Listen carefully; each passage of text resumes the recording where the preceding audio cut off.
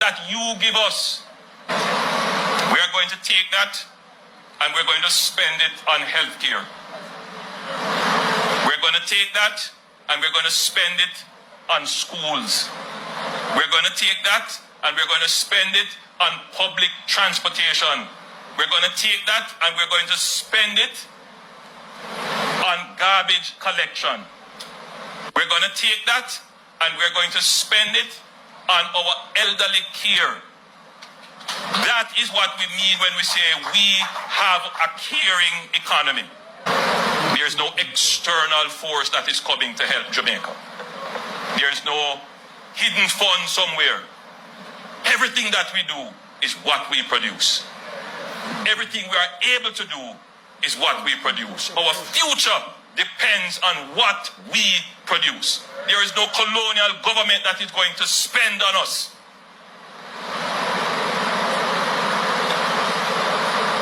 And until we recognize that, we can't really call ourselves an independent country.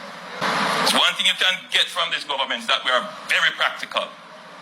I'm not going to come here and tell you in glowing rhetoric, pie in the sky vision. I'm going to tell you what is practical, what is realistic, and what we are going to achieve. We told you we were going to do this. During the pandemic, Minister Tufton and his team and myself, we had a massive presentation of this. We showed all the hospitals we plan to build. And it was reported like, yeah, here goes another promise.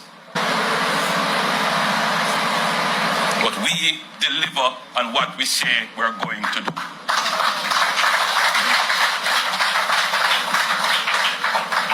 We don't come with the fancy talk.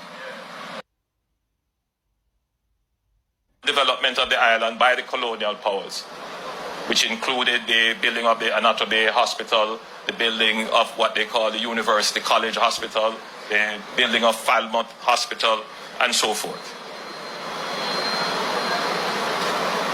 Since then, we have built a few more hospitals.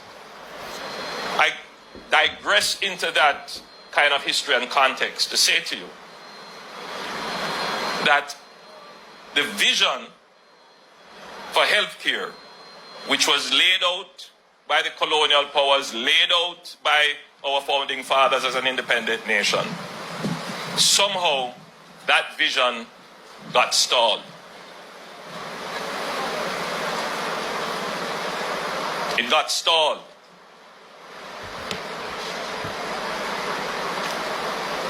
And so while there is a great cry and, reflecting on it, it's the people of the country are rightly frustrated about the quality of the healthcare that they have, the long waits, the poor facilities. Almost 70% of our healthcare facilities in terms of equipment and structure would be below the standard required. And so while we are complaining, which we must, because that keeps the government on its toes to realize the urgency of the situation, the populace must also bear in mind and contemplate what decisions did we make about the governments that we have elected that did not administer the affairs of the country in a proper way, that there would be the resources available as they are today for a government to stand up and say, we are not only looking for a grant, which we are grateful from the European Union of £10 million. We are not only going to borrow $50 million from the IDB, but your government, your taxes, which have been properly utilized, properly, when we talk about fiscal responsibility, the average person takes it for granted.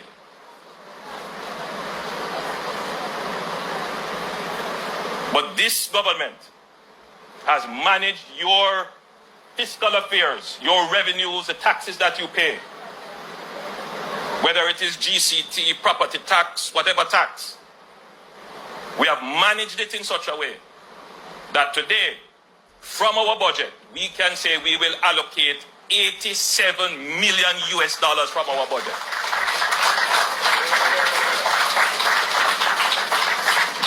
So yes, we do get some grants. Yes, we have to borrow. Still our responsibility, we're going to pay it back. But the greater part of this investment comes from the productivity of the Jamaican people. In the same way we are building the Montego Bay bypass, all of that comes from the budget, the revenues of the people. Managing the economy properly is rocket science, but it is not a secret.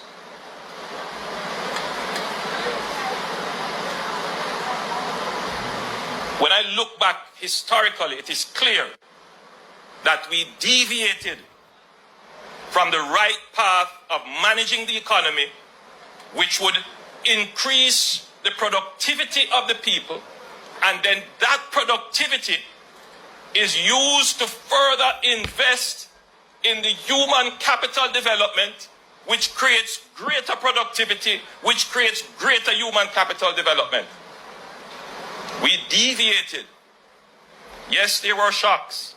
Yes, things happened beyond our control. But we did not build the economy that was resilient to recover. When I talk about the economy, there are those who would want to diminish the value of it. When has Jamaica experienced a shock? Meaning, oil price shocks in the 70s, commodity price shocks that resulted from that, hurricane shocks like Gilbert, financial shocks like FinSac or the 2009 financial collapse, and recovered immediately. When it has taken us decades to recover from those shocks. But because we have built the economy on strong footing, putting in the necessary fiscal buffers, making sure that we manage expenditure, we have been able to reduce our debt servicing, so that we have more money to spend on the things that matter to you. Today is a perfect example of what a good economy delivers for its citizens.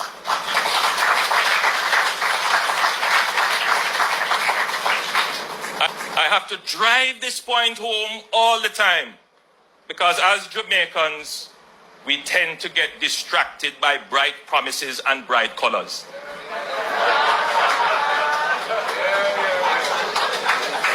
We tend not to make the connection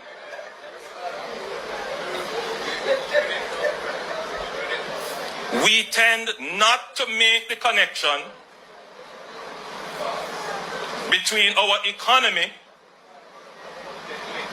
and our welfare. We tend to not make the economy between what we produce and our well-being. Somehow we believe that there is some secret wealth stashed somewhere where governments can just reach into and spend with no connection to what we produce. Indeed, that philosophy drove governments in the past, and electorates supported it. And what the result was? The result is that your governments would have borrowed. Not what you produce or spend, what they borrowed, in the view that in the future we'll pay for it.